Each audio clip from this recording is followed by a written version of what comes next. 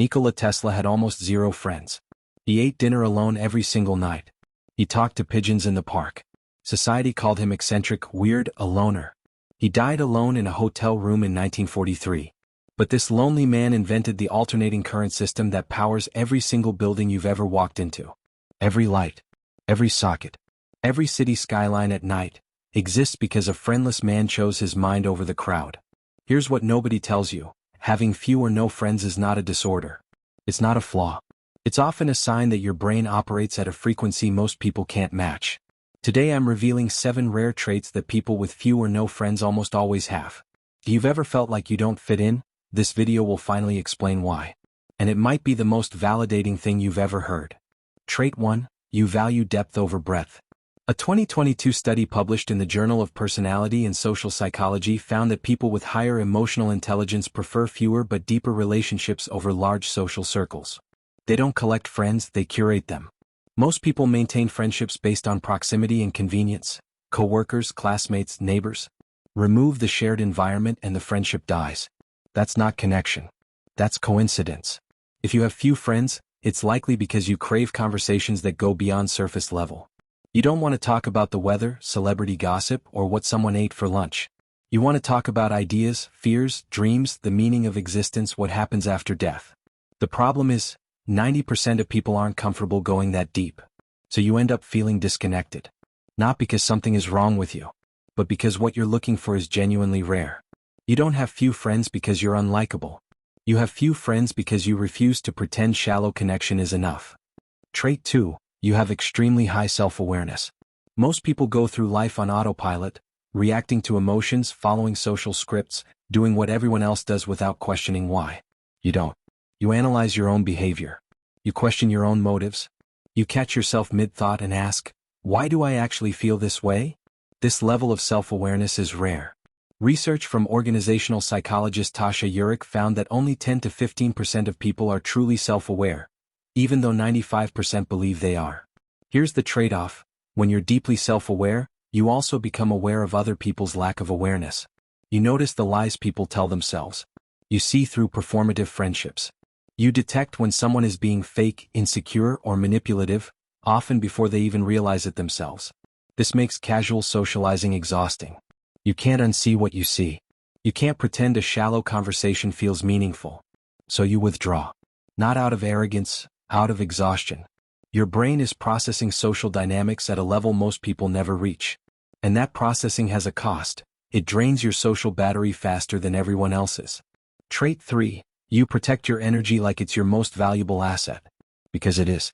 A 2023 study from the University of Oxford confirmed that maintaining a single close friendship requires approximately 200 hours of interaction per year.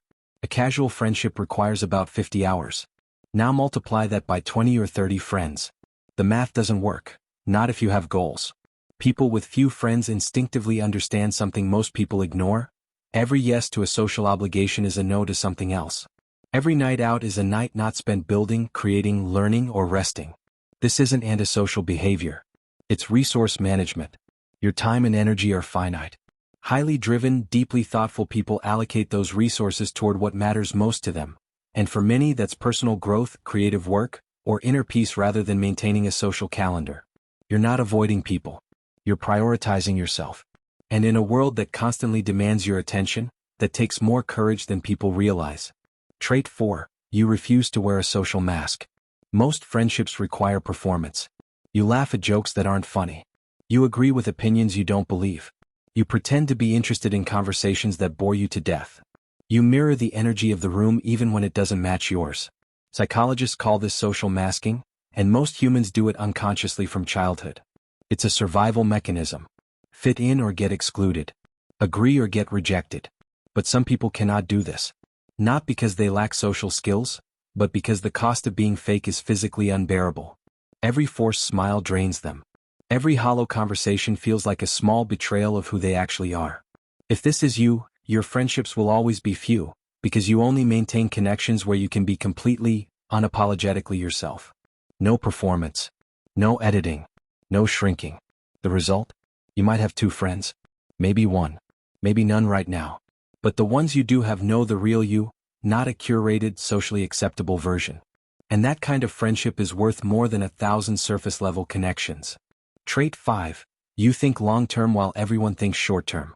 While your peers are optimizing for Friday night plans, you're thinking about where you'll be in 5 years.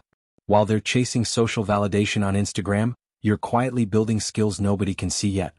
A study from Harvard found that the ability to delay gratification, measured originally in the 1972 Stanford Marshmallow Experiment, is one of the strongest predictors of success in health, finances, and career.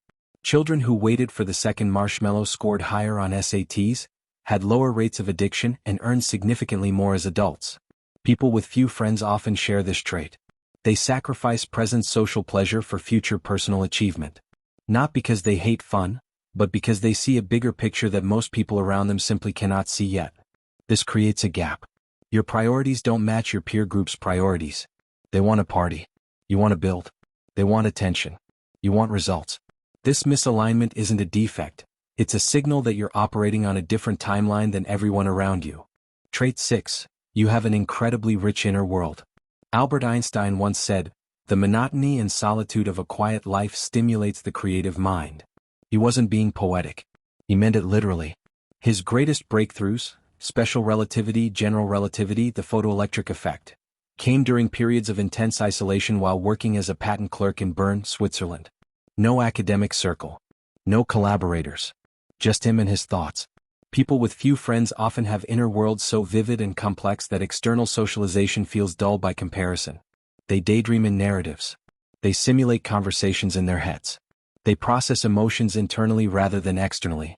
Psychologist Mihai Csikszentmihalyi, the man who coined the concept of flow state, found that highly creative individuals across every field shared one common trait: a strong preference for solitude. Not because they dislike people, but because their inner world provided a level of stimulation that social interaction often couldn't match. If you can sit alone for hours without boredom, without needing a screen, without needing a text, without needing external stimulation, you possess something that most humans have lost entirely. Trait 7. You have simply outgrown your environment. This is the hardest truth on this list. Sometimes you don't have few friends because something is wrong with you. You have few friends because you've evolved past the people around you. Your values changed. Your standards changed. Your vision for your life changed. But your environment didn't change with you. The conversations that used to excite you now feel pointless. The habits your old friends still have, you've already dropped. The mindset they're stuck in, you broke free from it months or years ago. This creates a painful limbo. You've left the old world but haven't fully entered the new one yet. You're in between.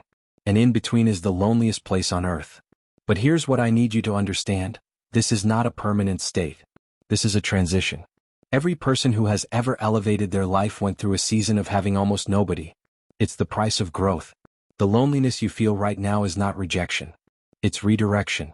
You're not losing friends. You're making room for the people who belong in the next chapter of your life. People who match where you're going, not where you've been. Nikola Tesla. Albert Einstein. Miyamoto Musashi. Nikola Tesla died alone.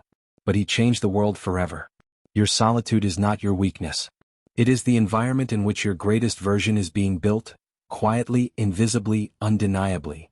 If this video made you feel seen for the first time in a long time, hit that like button. Not for me, for every quiet person who needed to hear this today. Subscribe if you want videos that don't just entertain you but actually understand you. Share this with someone who's been sitting alone wondering what's wrong with them. Nothing is wrong with them. See you in the next one.